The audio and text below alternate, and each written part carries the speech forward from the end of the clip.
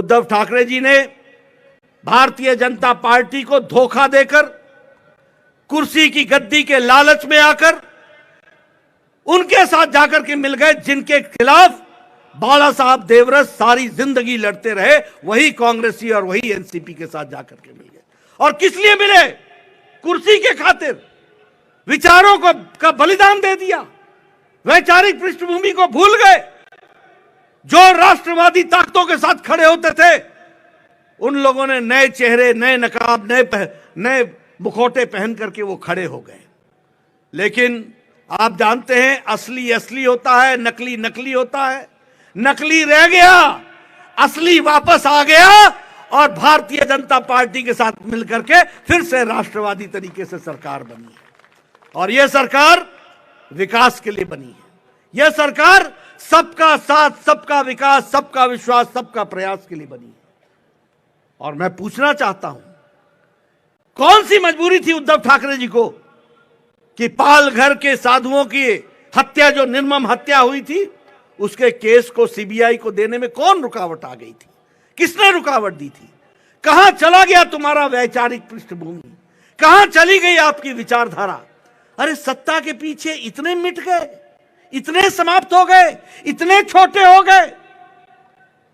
कहां ले जा रहे थे महाराष्ट्र को? यह दीगर बात है, यह अलग बात है, यह इतर बात है कि ऐसा होना नहीं था। क्योंकि सच्चाई सच्चाई होती है और सच्चाई फिर से स्थापित हुई है, इस बात को भी हमको याद रखना है। कैसा महाराष्ट्र हो गया था? आईपीएल के मैच हो सकते हैं, लेकिन दही हांडी नहीं हो सकती।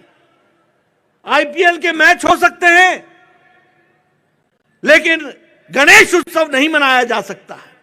आईपीएल के मैच हो सकते हैं, लेकिन दुर्गा पूजा पर इकट्ठा नहीं हुआ जा सकता। कैसा प्रदेश बन गया था? आज आपको इन सब चीजों से राहत मिल चुकी है। मैं यहां यह भी कहना चाहूंगा कि जिस तरीके से भ्रष्टाचार हुआ, वह भी आपके सामने है। और जब मैं भ्रष्टाचार की बात करता हूं, तो मैं हमेशा कहता हूं कि एक हमारा जैम था, जन धन आधार मोबाइल, यानी जनधन में अकाउंट खोलो, आधार से जोड़ो और मोबाइल से पेमेंट भी करो और अपने खाते में आपको सरकार की सुविधा मिलेगी। एक इनका भी जैम है, वो JAM क्या है? वो है जॉइंटली एक्वायर मनी। इकट्ठे होकर के 3-3 दुकानें खोल ली, 3-3 दुकानें।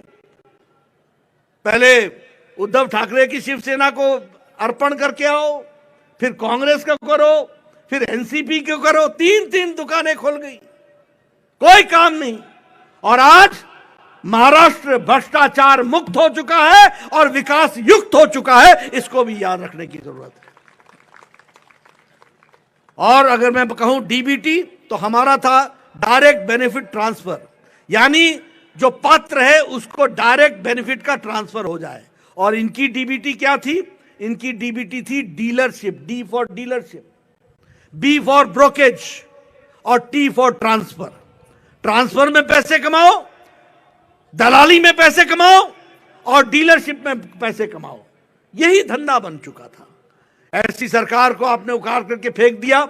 मैं आपको बधाई भी देता हूं, धन्यवाद भी देता हूं और आपको विश्वास दिलाता हूं कि एकनाथ शिंदे और देवेंद्र फडणवीस जी की सरकार मजबूती से महाराष्ट्र की जनता की सेवा में जुटेगी, विकास को आगे बढ़ाएगी और आगे ले जाने का काम करेगी। आप बताइए, ऐसी सरकार को आप साथ देंगे ना?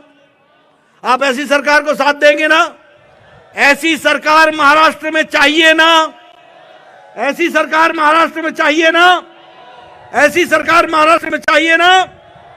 मैं एक ही बात आपको कहना चाहता हूं, हम नेक नियति से मोदी जी के नेतृत्व में देश की, प्रदेश की सेवा में लगे हैं।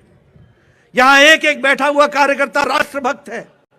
यहां एक एक जनता में बैठे हुए देवी और सज्जन वो राष्ट्रभक्ति से ओतप्रोत हैं, वो देश को आगे बढ़ाना चाहते हैं। और हम लोगों को संकल्प लेना चाहिए कि जो लोग इस देश को कमजोर करना चाहते हैं, जो लोग महाराष्ट्र को कमजोर करना चाहते हैं, जो लोग भ्रष्टाचार के नाम पर अपनी रोटियां सेकना चाहते हैं, जो सरकारें जिनके मंत्री जेल में हो, ऐसे लोगों को नमस्कार करना चाहिए और जो लोग काम करना चाहते हैं उनका सत्कार करना चाहिए, उनका स्वागत करना चाहिए। मुझे पूरा विश्वास है कि आप इन सारी बातों को ध्यान में रखेंगे और मेरी बात को आप सुनेंगे। इतनी देर रात गए भी आपने मेरी बात को सुनने के लिए आप रुके, आपका बहुत बहुत धन्यवाद। जय भारत, जय महाराष्ट्र। बोलिए छत्रपति महाराज की, बोलिए छत्रपति महाराज की, छत्रपति महाराज की। बहुत बहुत धन्यवाद। अशाच प्रकारच्या नवनवीन बातम्या पाहण्यासाठी आमच्या चॅनलला सबस्क्राईब करा व बेल आयकॉनवर क्लिक करा।